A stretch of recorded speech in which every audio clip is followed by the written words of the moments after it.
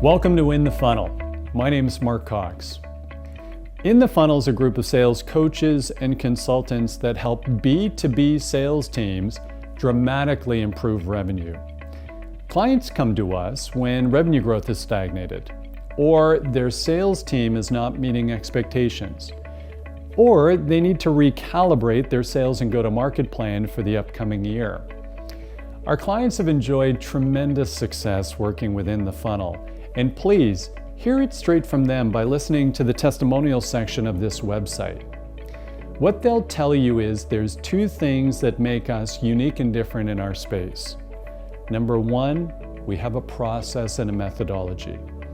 First, for understanding your current state, and then second, for building your sales and go-to-market plan for the upcoming year. The second thing that makes us unique and different is that everybody within the funnel has run a material sales organization in their recent past. We're all practitioners. We don't have any theorists or teachers, and what that means is we can get in front of your sales team and run the next sales meeting, or join them on their next sales call to close your next large prospect. All of us have a passion for professional, disciplined, process-driven sales, and we'd be delighted to talk to you if you're looking to grow revenue for your company. Please feel free to reach out to us through this website at info@inthefunnel.com or by telephone. Thanks for taking the time to watch this.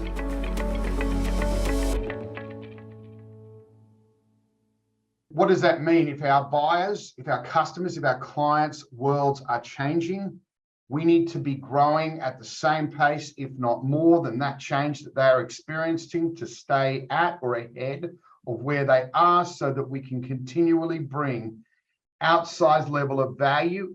And guess what? One of the biggest differentiators that we often find is it's the seller's approach in terms of how they think and the value that they bring through their conversations, their approach, the way they engage their clients and customers, bring new thinking, bring new insights that often differentiate them the most in the minds of their buyers when it comes to making a purchase decision. Yeah. So I couldn't agree with you more. We have to consistently invest in our own development, not as just sales leaders, but our team's development as well, so that we stay at or ahead of where our market is, to bring new ideas, new thinking, new approaches to help differentiate us from the competition.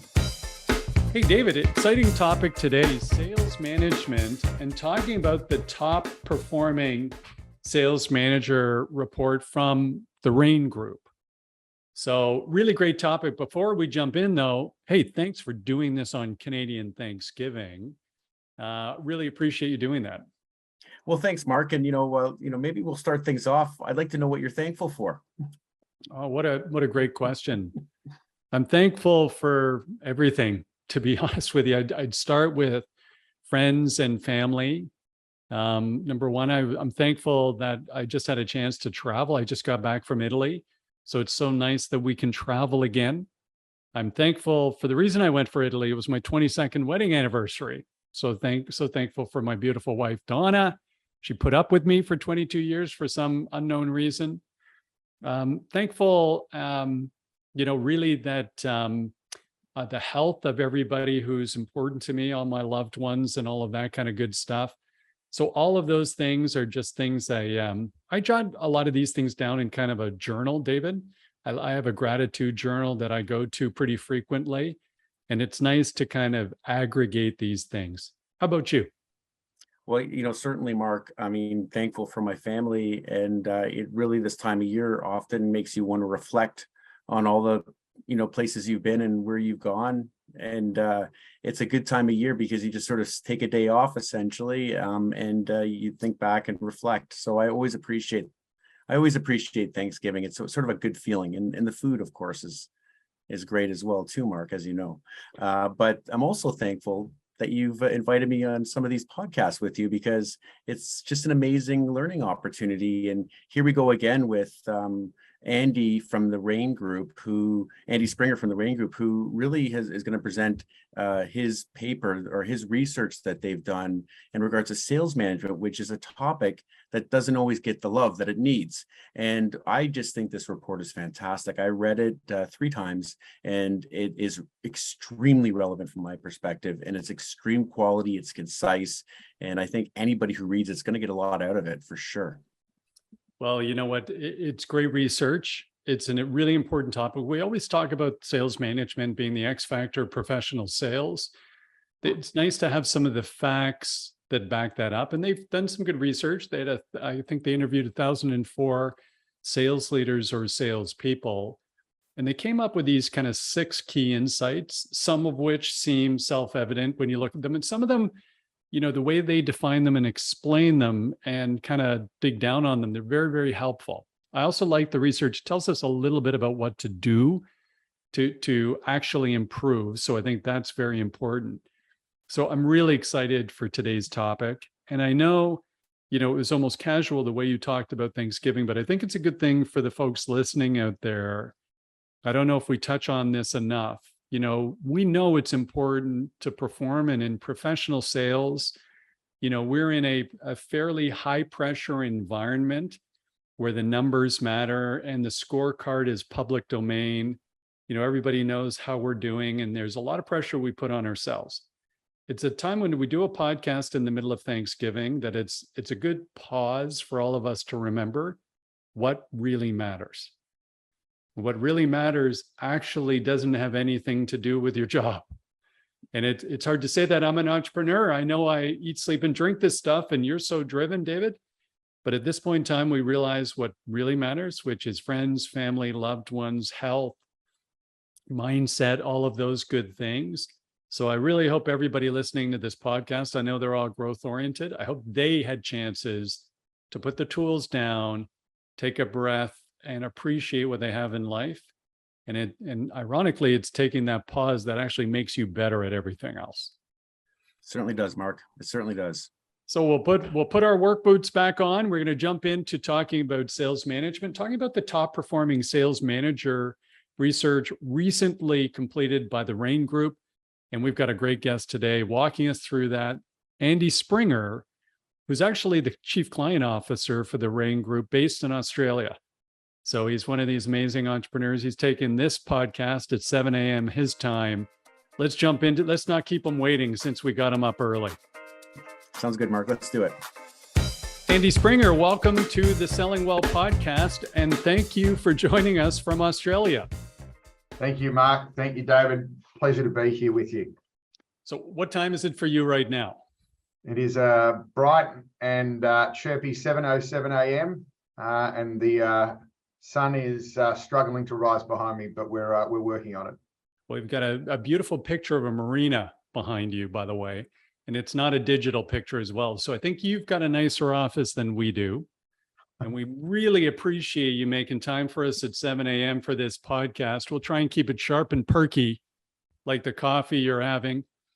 By the same token, it's actually Canadian Thanksgiving when we're recording this podcast. So David, thank you for making time away from your turkey here today to join us. No problem at all, Mark. Glad to be here. Glad to be here with Andy. So Andy, really excited to talk today about the research that we're here to talk about with the Rain Group, the top performing sales manager research you guys have just done. You've assessed 1,000 different sales leaders and sales professionals, and you've gleaned some insights, I think, many of which seem like self-evident, common sense to those who have been doing this for a while. But there are some unique and interesting ones there we're going to talk about. But before we jump in, give us the short story of your amazing journey in professional sales. Yeah, so I'm an entrepreneur by trade. I've started and sold and failed and built many companies, and always at the base of that is you need to know how to sell. And so I learned selling organically in my youth, straight out of school. Something I certainly didn't feel foreign to me. But actually, what I learned was that selling's not about talking and it's not about telling. It's more about asking really good questions and listening. And that was probably the greatest and most profound change in my approach that created some of my initial success in being able to apply that in growing businesses. So yes, I've had sales in the blood since the first day of my professional career, and I'm now in a position, a very fortunate position, where I get to have a global view in terms of sales development, and I'm more of a practitioner. I get to take that experience and take this world-class research and work with some incredible professionals to go in and embed ourselves with inside selling organizations, and be able to collaborate and be able to define what performance improvement looks like for various different organizations in a range of different industries. So I actually wake up every day. I'm one of those people that certainly doesn't feel like they work. I go to the office, or I go into client sites around the world, which we're able to do again now, and get to live out the dream every day. So people ask me, how am I doing today? I often say I'm living the dream, because I am. Oh, what a great approach. And by the way, you must be living a dream if you're going to take a conversation with us at 7 a.m. So you must really like what you do. And again, we appreciate you for that. But I had a similar journey, Andy. I will share that, we started in the funnel as entrepreneurs, perhaps 9.5 years ago.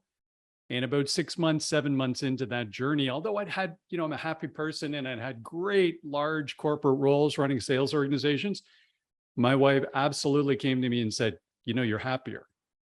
And said, you're happier every day. And I think it's this need I have as an entrepreneur. I think I've always been an entrepreneur. I need to have control.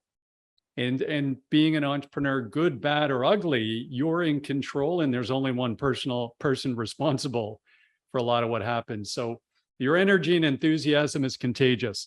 Mr. David Fauser, how are you doing today? It's nice to have you back on the podcast. Yeah, I'm doing fantastic, Mark. Thanks for having me back, and really excited to talk to Andy here, because, I think sales management, generally speaking, I think for every 100 sales books, there may be one on sales management, and it may be okay. But, I've looked through a lot of what Andy's put together, and this is some really good stuff. And I think the listeners are going to find an attachment that's available for this. And I can't wait to go through this and hear Andy's perspective on it. But it's nice to see that the sales managers are getting a bit of love here.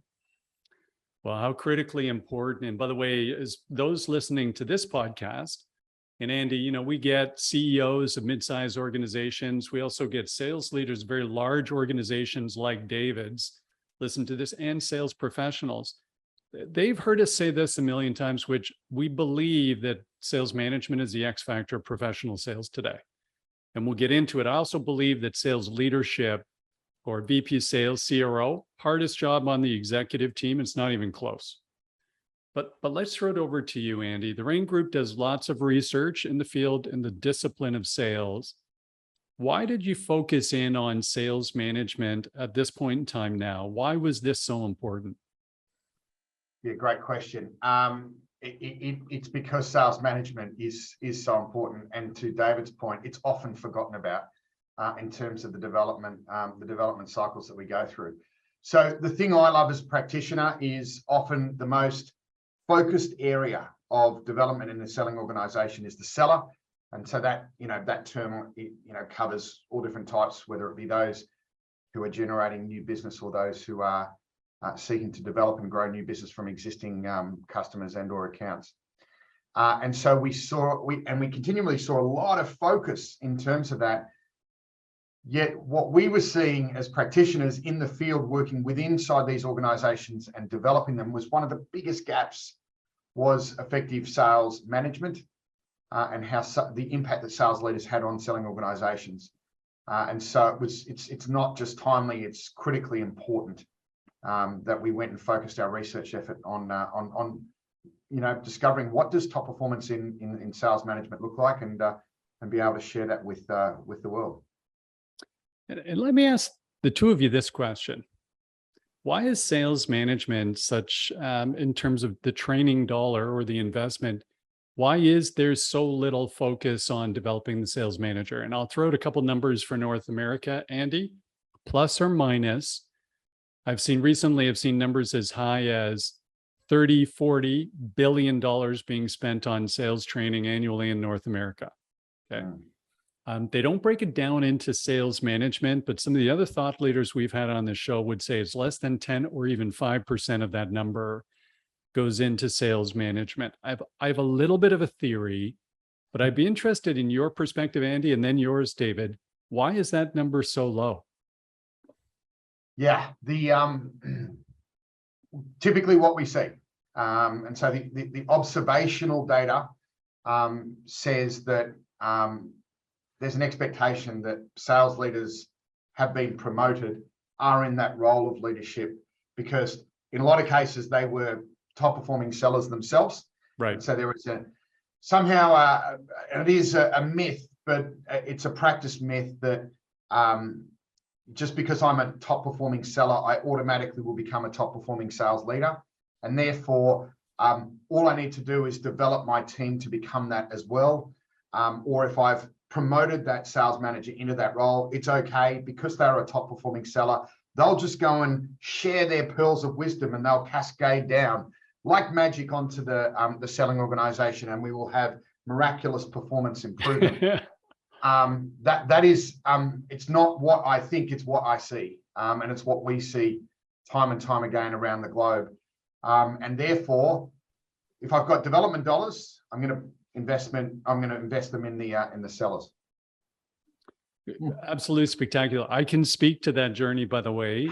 Sometime around 22 years ago, maybe a little more, I was promoted into my first sales management job after being the Wayne Gretzky of the sales team.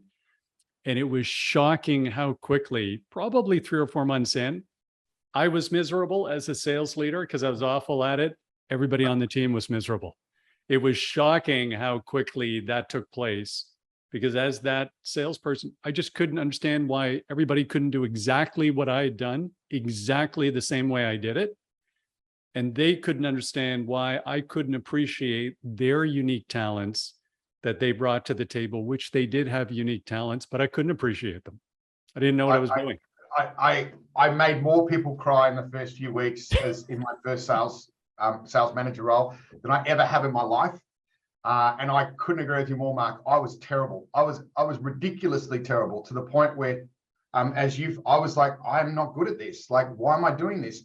I got validated as a top performer every single day. Right. And now I'm in this new role and I'm leading people. I'm like, I'm actually not feeling that validation. So I completely agree with you. There was no development attached to my promotion. And I, certainly for the initial part, I failed miserably. Couldn't agree more. Just so you know, David Fauser's made me cry on this podcast at least 3 times. At least 3 times. We've only done 10 together. With humor. With he's a bit questions. tough. Yeah. So David, your experience as the sales leader, you run a massive team, and you run a team of people who actually each have a pretty big team. Tell me I thought about what Andy was saying was really accurate. I think when I'm taking a look at the whole sales team, it's really easy to get that ROI on the front line, guys. And you do assume that the managers have the skills or even the growth mindset to go find the information themselves if they want it. And everybody has a unique way of managing to a certain extent, and the content's not out there as easily and readily available. Now, what I think that Andy's brought forward here is some math and some science and some statistics regarding how important it is. And I don't think I've seen it in this way, Mark. And that's when I looked at this research paper, I was really taken back and was thinking a lot about, okay, this is obviously a problem, but this is obviously a great spot that we can get a huge ROI if we take the time and effort to train these guys. Well, it's such a great point, folks. And one of the other things I notice on sales leaders today is I'm just not sure, given how impossible their job can be at times, because they have the 3 most demanding stakeholders in business.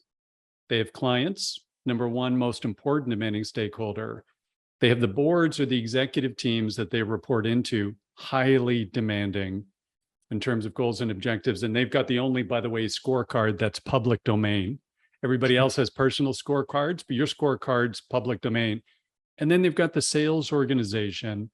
And the 3 of us well know that in itself takes up more time than you can give it. So, it's such a challenging role. And I just don't see enough sales leaders in a confident enough place that oftentimes they control the budget for their own training. and they're not confident enough to put up their hand and say, I need help. I want outside training. They believe they have to have every answer for themselves. Yet, the coach of the Toronto Maple Leafs hockey team has 6 coaches on the bench helping him get the most out of his team. Fitness coach, skating coach, shooting coach, mindset coach, hockey strategy coach. He's got everybody. He's got a goalie coach. They're all on the bench with him. So I think there's a lack of comfort and confidence these days at that senior sales role to say, listen, I'm going to keep developing or investing in my own development because I'm not confident. As soon as I put up my hand and I make it look like I need somebody from the outside, maybe I'm on shaky ground. That, by the way, we don't have the same research on that you do, Andy. You've got certainly a better line of sight, more disciplined approach with this research. And let's get into this research, by the way. Tell us a little bit about the sample size for this report, because it's a good one. Yeah, I just want to just comment on what you just said. I think that is true, but I think it's also changing, and I think we're seeing a level of vulnerability start to evolve with inside selling organizations as they rapidly modernize. And I think that that word is critically important. I think we need to be vulnerable. We need to understand that no one person is going to ever have all the answers. In fact, the top performing selling organizations that we work with consistently show that being vulnerable, open, and then surrounding yourself with really talented people and collaborating really effectively at pace. Because I think that's the other thing is we don't really have time to sit around in modern selling. The demands on the seller, the demands on the sales leader are growing phenomenally. And that's the other thing is time is one of the greatest challenges.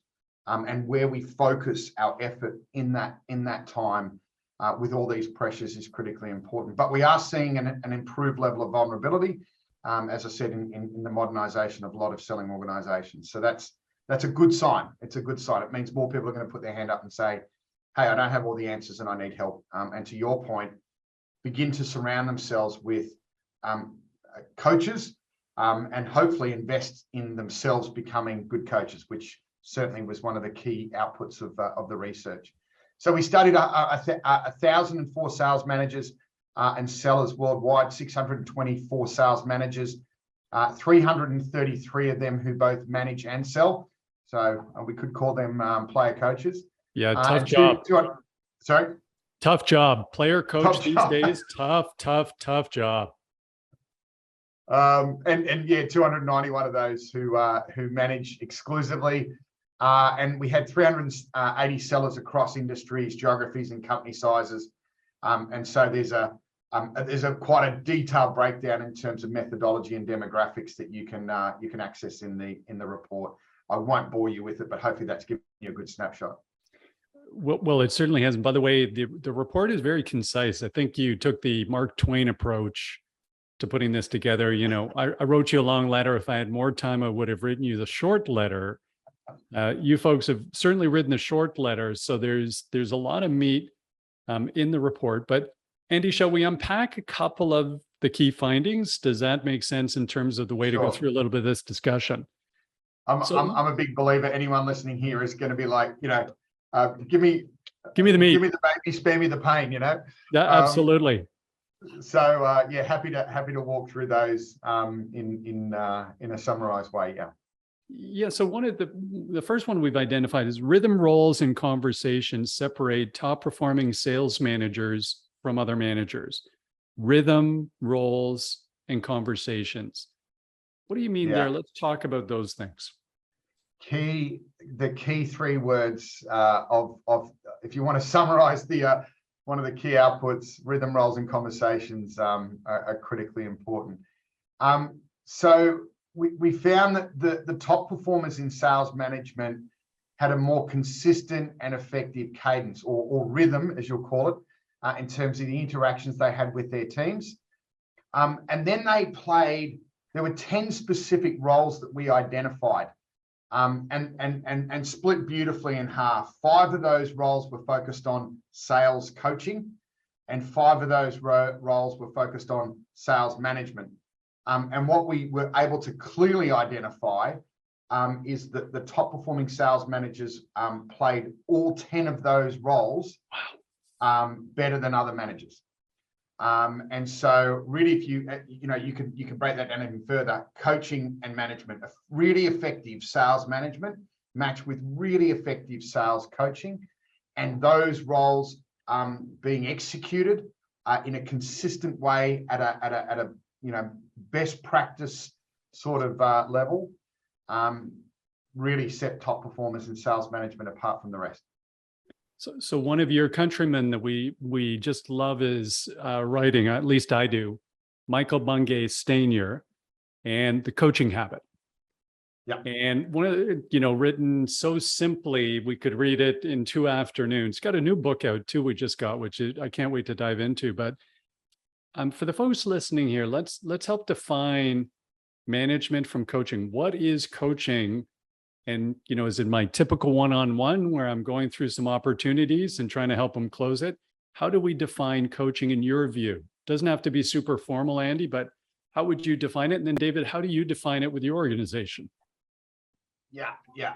I think it's fairly simple. We see top performing sales managers understand the 5 different roles and understand when they're playing those roles and for what reason they're playing those roles.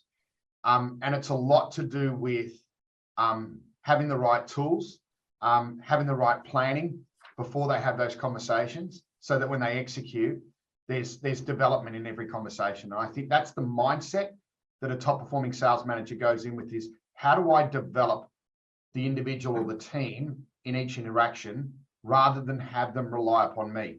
They make sure the delegation of thinking goes to the seller, not remains with the sales leader. And so that requires asking really good questions of your sellers and being prepared in terms of when you're doing that.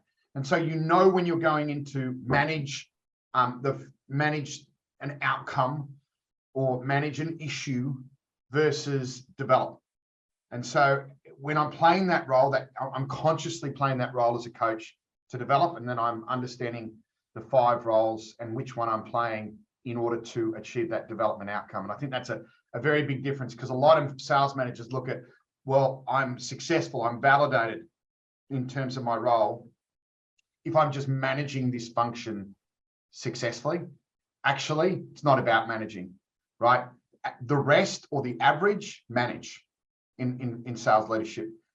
Those who are top performers manage and coach, and that coaching part is all about developing the team to achieve more all the time. And David, when you're faced with this and you're walking into those one-on-ones, and let's take right now as an example, maybe we're half, 3/4 of the way through the quarter, and now we're starting to feel the pressure of the quarter hitting us.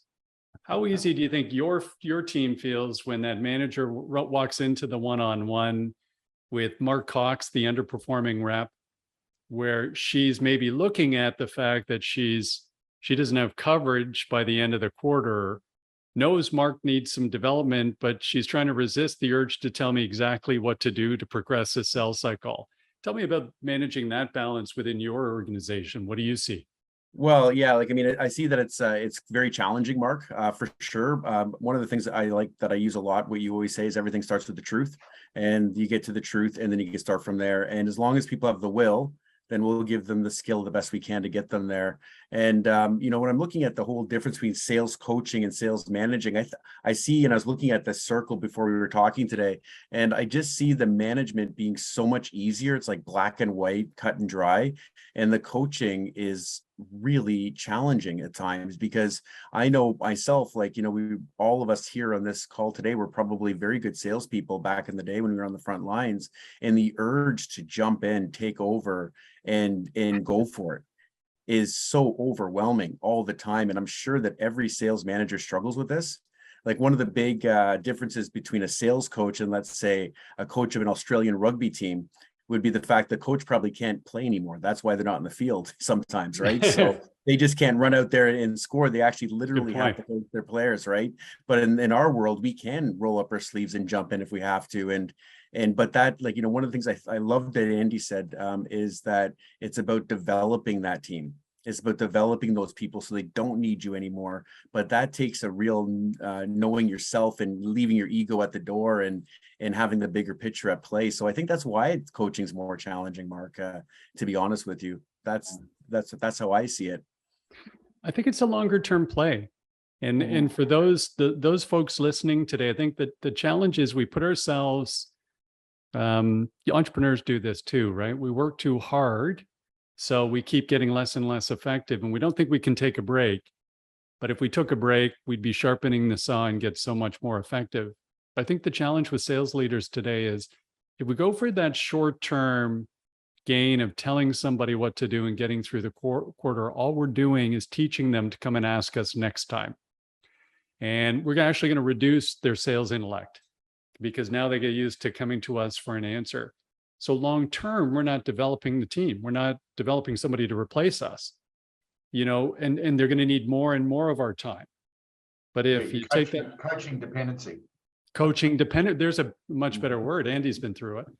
But if somehow you're teaching them to be dependent on you, rather than interdependent upon the team, which is the ultimate place where we seek to develop teams, is they're interdependent on each other. We're not relying on one single person or one single opportunity or environment or individual to develop. We're all dependent on each other, but that's got to be built. And I think the point is, tomorrow's gains, tomorrow's development in your selling organization starts today. You have to reset. If development isn't part of your regular rhythm, and you may be the greatest sales manager on the planet in terms of managing, but if your sales performance is not improving, then you are at or below average. And I know that's really difficult for some people to hear, and it's confronting when we walk into organizations and we are put in front of their top performing sales management from their perspective. We then have them become aware in terms of actually from an external perspective, what does top performing sales management look like? And it's hard for some people to swallow. I think that's a really good point. And I think to David's point, it's about sometimes checking the ego at the door and saying, actually, if you want to be validated, you want to be that superhero sales leader, you can be, but you have to be showing consistent development of your team, which will show consistent development in terms of your team's performance. And then you will reach that top performing benchmark status. So I suppose, Andy, like if you always spent your whole time, you try to be important because everyone's calling you, you wouldn't have time for the higher level thinking that you're supposed to be doing, like sales strategy and product strategy and all those things that really is to me, the most interesting part of the job. But if you're always responding to the phone all the time, and I could see it sort of being a vicious circle where you could end up really being burnt out almost and maybe unfulfilled in your job. I couldn't agree with you more. Great insight. So let's lead to another one. I think you talked about ego, but I like the key finding number 4. I'd like to unpack. We're getting a little selective here, but it said, build sales manager confidence. It matters. That's not the type of thing we get into a lot in terms of this type of research. Let's unpack that one a little bit, Andy. That took my interest for sure. Yeah, sales managers of top performing teams, 67% more likely to be extremely or very confident in their ability to help their sellers achieve strong sales performance. And I think it is a critical factor. I think we kind of were walking into this based on what we just discussed, and that is, we can as sales managers get ourselves into a position where it is a revolving cycle and we're not moving forward. And when the business comes to us and says, we need answers in terms of how to improve our sales output and our sales result, and we're left with the feeling, hey, I am busting my chops to just get what we're getting, it's demoralizing. It's put yourself in that person's shoes, and there may be some people who are in that situation listening here. It's not about, when someone is lacking the confidence to be able to develop and grow their organization and provide the answers that the organization is looking for, it has the exact opposite effect, and often sales performance takes a dip. It goes in the other direction to where we want it to. So confidence and building confidence in our sales managers is critically important. And confidence comes in a range of different ways. And confidence certainly is tied to effectiveness. It's directly linked in our research output to effectiveness in terms of sales management. So I think there's a range of different ways that we can improve seller confidence. Sales manager confidence, I should say. And by the way, there's a correlation between a sales manager's confidence and a sales team's confidence as well. So there's a flow-on effect across the board. In terms of practical outputs, ways in which we can do that, very much what we found was managers are constantly crying out, give me the tools to be better. Give me the knowledge to be better. Give me the processes that I can apply to be better. So I think the tools, knowledge, and processes that we can bring them certainly builds that confidence, and can build that confidence rapidly. Sales leaders are always looking for new thinking, for that breakthrough thinking. Often that breakthrough thinking is not, there's no silver bullet. And that's what the research clearly shows. There's no silver bullet in terms of that. You said it in your opening, Mark. Actually, there's nothing that's going to jump out of from this research other than if you do the collection of these 6 key findings, you're going to have a dramatic impact on your win rate and your overall sales team's performance. But there's not one thing in here that you would go, oh, that's brand new. It's the collection, the key insights. It's the collection of all these things done really well that moves you into top performing sales management status, and then ultimately has an impact on your sales team's performance. You know, it almost seems to me, Andy, overall in life, there is no incredible silver bullet, easy path as much as we want it. Someone says, hey, I want to have a better life, I want to be physically in better shape. It's exercise, diet, low stress, and sleep. You know, now it sounds so easy, but try and do all of those things consistently. But every health book in the last 30 years has said the same thing. It's at a different level of granularity. When we come back to being a great sales management, we've talked so much about coaching. Our experience in terms of literally the teams and the companies that I've worked with, let's call it 100 and change companies and a couple thousand salespeople over the last few years, they don't get enough coaching. They don't get, the coaching is the first thing that falls off the sales leader's radar when times get tough. And as you aptly point out, times are always tough. They're always tough. So we just came through COVID.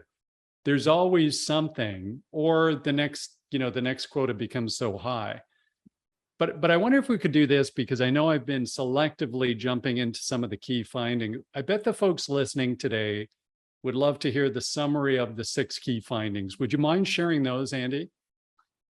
Sure. And to build on your point, I don't think this, there is a growth addiction, and whether we like it or not, and especially if you work for a public company, they're not going to turn up and go, you know what, this quarter, let's take it easy by 5% and just let's just take a break and slow things down. It's never going to happen. Shareholder returns are what drives performance, and that's one of the challenges that we have in terms of working with sales leaders to get their head in the high performance game. Yeah. Often we look at the tactical outputs and outcomes that we're trying to achieve, and ultimately they steer us away from long-term success, because often what happens is when we focus on numbers, we lose the focus on customer value. And customer value and leading with value, from looking at the overall parts of top performing sellers, top performing sales leaders, and then top performing selling organization. That leading with value is what enables you to over time sell less, win more, and grow. And I think that's one of the other key outputs here is if we don't take the time to think about how we pivot and shift our thinking and approach as sales managers towards how we perform, we are going to be on the hamster wheel for the rest of time. And we're going to keep doing what we've always done. You're going to be really tactical. You're going to be in management world for the rest of your time. And to Mark's point, you're going to burn out and probably not enjoy what you're doing. And that is all avoidable. Everything we've talked about in the negative here is completely preventable. And I think that's one of the key outputs of what this research does. So key findings to help us get to that point of being able to prevent poor performance and work our way towards peak performance is found in these findings. The first one is, as we said, rhythm, roles, and conversations separate top performing sales managers from other managers. And then we lead into the second finding, which was effective management, coupled with a regular coaching rhythm, in addition with effective training. Now, that training doesn't necessarily have to be sales manager specific, but training that's going to develop me as a leader in some way, as a manager in some way, as a coach in some way, correlates significantly to outsized sales performance. I think that's a critical one. If you kind of do want a silver bullet in terms of summary, what does it say? Become an effective manager, become an effective coach, and form a rhythm of coaching, and then focus on training yourself and your sellers.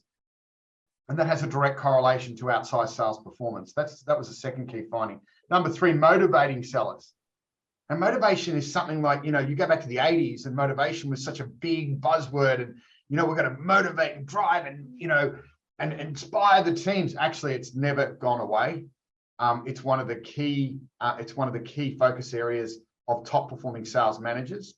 And so the output there was motivating sellers for high productivity and performance is critically important. I think that productivity piece was the big aha there, because we found it was an immediate correlation between high productivity and high performance in sales.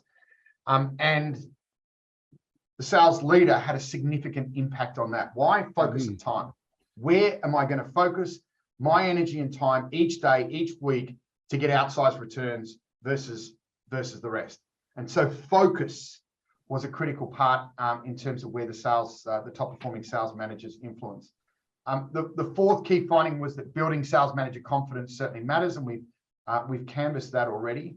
Number 5 was there was a dramatic difference in win rate between top performers and the rest. This is the one I love. I shared it with you guys in the opening. I'm like, let's go and shout from the rooftops, because win rate is the number one metric that sales leaders talk to us around the globe. How do I improve my win rate? Well, as we said, when you become a top performing or you have an organization of top performing sales managers, it has a significant and dramatic difference in terms of win rate. And we're talking, what we found was for those of you that read the report, for the rest, their average win rate was 47%.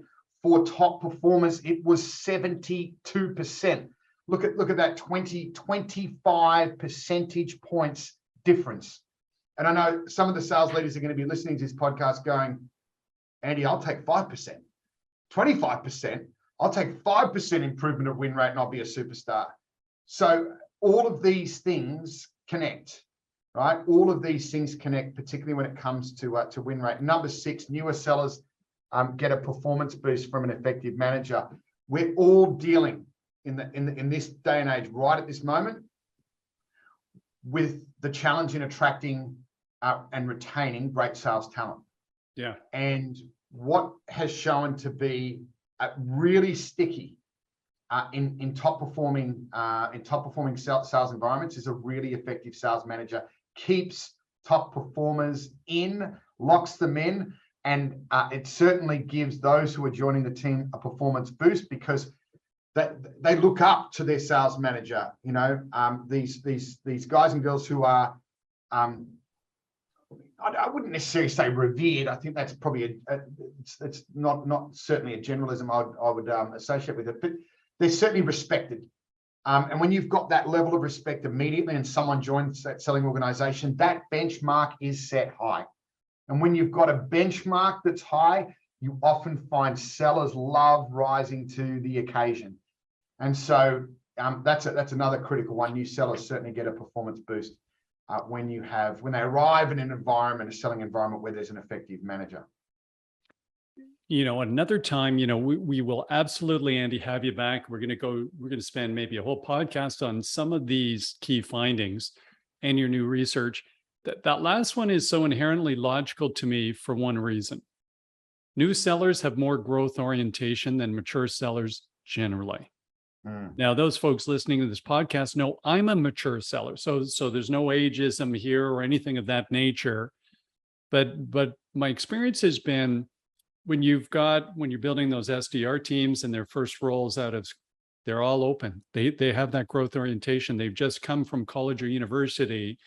They know they have a lot to learn. I think many of us at certain stages of our career, we need that reminder that this is a profession and not a trade, and it's lifelong learning in professional B2B sales. So that's something I notice, and I think if you've set that up properly in your organization, those new folks the newer sellers end up growing into the organization, and you have this, I'll call it a culture of almost humility, and it's not being shy and retiring. It's knowing you don't know everything. It's being a lifelong learner. It's being a learn-it-all instead of a know-it-all. But I do want to. I'm sorry. Go ahead, please. Yeah, no, I've got 2 points I'd love to build on that. I ask people regularly. I say, think about the last week in your life. Has anything changed? And some people will sit there and go, yeah. Great question. A couple of minor changes. What about the last month? Yeah, some medium change. What about the last 6 months? A couple of, 1 or 2 big major changes. Last year. Well, yeah, think about the last 2 years, significant change in everyone's life. To think that as sellers, we live in this bubble, that the world around us does not change, only our lives change is quite ridiculous.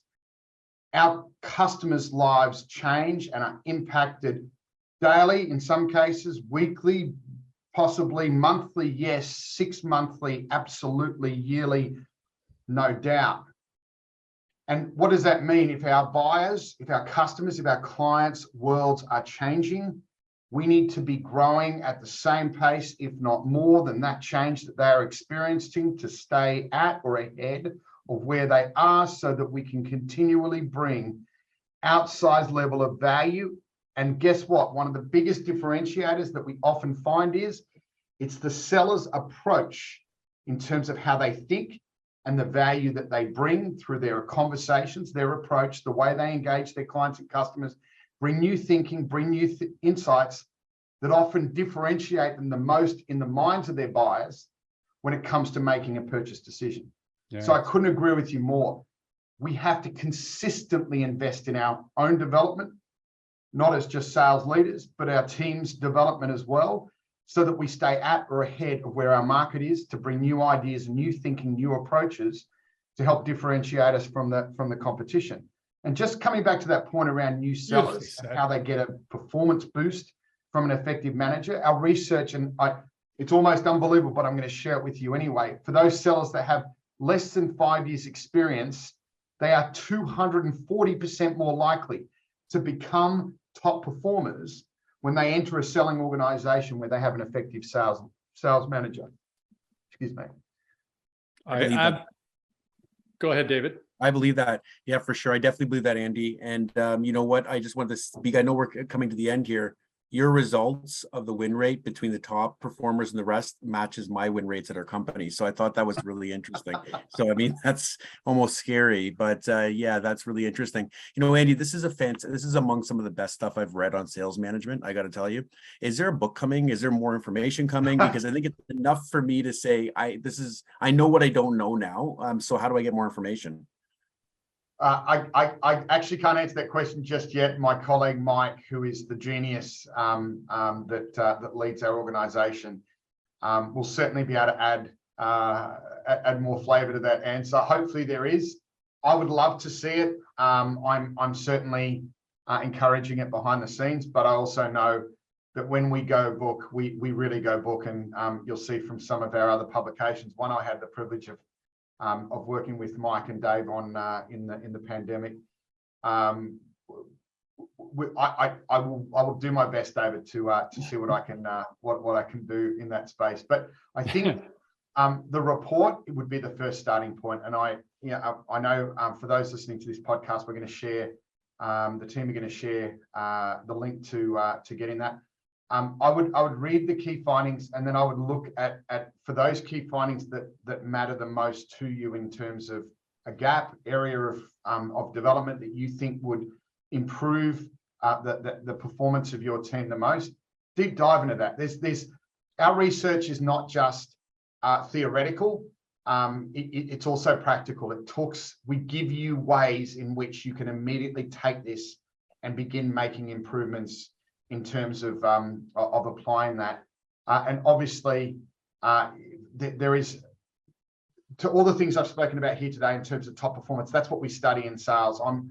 As I said, I have the privilege of taking this research, working with the product team to design products that we then take into organizations, augment, customize, and bring to life in those organizations, and be able to share our outputs, our observational research in terms of the results that we achieve in terms of stories on our website. So I would also have a look at, if you're interested in studying more around top performance in terms of top performing sales manager, top performing seller, and top performing sales organization, to hit up the research link on our website at rainsalestraining.com, because I think that, to both of your points, there is so much knowledge out there, but you need trusted sources, and you also need trusted sources that are backed by research. And that's what I've also always loved about this organization, is we don't output research to suit our methodology. We augment our methodology based on the outcomes of the research. And I think that's critically important. We're not here to validate our own thinking. We're here to go where the thinking of what the research says is, and then we will change and we will evolve our practice in order to be able to help bring those findings to life inside the organizations we work with. That's a great approach. And Andy, you've actually already told people where to go to learn more about you and the Rain Group. And just to reiterate, folks, everything that Andy just mentioned will be in the show notes as you're listening to this. So you can go to those links, whether it's the website where it's the landing page to actually retrieve the research we spoke about today. You can also go to Andy's LinkedIn page where you're going to learn more about Andy and his background. But Andy, thank you so much for joining us today. I can't believe we just went through 45 minutes worth of conversation. Felt like 5 minutes. We will absolutely have to do this again. And one of the things we may want to think about, guys, is bringing Andy back and looking at some other research. You have two others, so you talked about top sellers and then top selling environment, top selling organizations. Yeah. We may want to do a similar type of dive on that research as well and glean some interesting discussion points. But first and foremost, thank you so much for joining us today. It's been such a pleasure having you on the show. Absolute pleasure. Thank you for having me. Thank you for listening. And I hope there's practical, tangible value for your listeners. That's the main thing. And hopefully if I have, anyone can reach out to me at any time. As I said, we like to position ourselves as a generous brand. We attract a lot of great companies that we have the privilege of working with. So we're really here to help, as I said, I think at the beginning, help evangelize great research outputs that will help people. And I hope that's what's happened today. It certainly is. I'm sure everybody's going to get value today. Thank you. Mr. Fauser, thank you for joining today. As always, it's great to have you as a teammate on these podcasts. Yeah, thanks, Mark. I love it. And I learned a lot today from Andy, and I would highly recommend, again, I know I've said it 3 to 4 times now, but read this report if you're a sales manager. I just really think it's quality, and I think anybody will benefit from it for sure. Great stuff. Yeah. And finally, thank you for listening today, folks. As always with the Selling Well podcast, our goal is to provide you with some research, strategies, processes, tools, insights that you can apply to you and your business and your selling efforts today to increase the performance and professionalism of B2B sales. This podcast, I hope, accomplished that, but your opinion matters more. So if there's something that we can do to improve the Selling Well podcast, please let us know. We love constructive criticism. You can always email me directly, markcox@inthefunnel.com. That's my personal email that I check. Send us your notes. And again, we love constructive criticism. If you did enjoy today's podcast, please like and subscribe to the Selling Well podcast. Tell your friends. We'll see you next time. And thanks again for listening. Wow. What'd you think, David? Well, Mark, here we are again, science, I feel, we're back to the science of selling, and we've had a couple of podcasts in a row that get into this. And it's something that I think is really interesting, because if you can mix a bit of science with the art, then it looks like the benefits are there. And here we are again, seeing benefits from the science, so to speak. So what did you think, Mark? Hey, facts matter. Well, two things. Facts matter. And, when we are trying to help our sales teams, elevate performance, I do think at a certain time as a leader, they start to go a little deaf to us. And so I think it's very helpful when we can point to third-party research and facts that talk about things that can help improve performance. And that's what I liked about today's research. The second thing I really loved is we're focused on sales management, which is, as we talked about in the podcast, it is the X factor of professional sales. There's facts to back it up, but we know those sales leaders that, elevate the performance of the team, and it has an exponential impact because you're elevating the performance of a whole team. So it really matters. And I really do believe it's a tough job on the executive team these days, where I'm hoping there's lots of sales leaders out there that, as Andy mentioned, have that, are okay with the vulnerability to put up their hand and say, I need help, I need support, I need training myself to help elevate my performance so I can help the team. So I think we need a lot more podcasts on the topic of sales management. What do you think? Oh, absolutely, Mark. And you probably heard me gushing over this report several times over this podcast because it's quality. And one of the things is you don't know what you don't know. And what I find this does in a very concise way is sort of leads you to where you may not know some things. And to be honest with you, we're talking about vulnerability. There's some things in those findings I need some help with for sure, because I'm like, am I doing a good job at that? Is our organization doing a good job at that? And I think that if that was the point of, this free guide that they've given out, what a fantastic really good quality piece of research that they've shared. So I would, again, I keep saying it, but read through it and critically look at your team, and I think you would for sure see a benefit. I can't imagine anybody who wouldn't. Yeah, that's 15, 20 minutes of reading well spent, to be sure. As is. always, Mr. Fauser, huge pleasure having you join us. You bring a great perspective to these. We got a couple of great podcasts coming our way. We'll see you next time. Absolutely, Mark. Have a good one.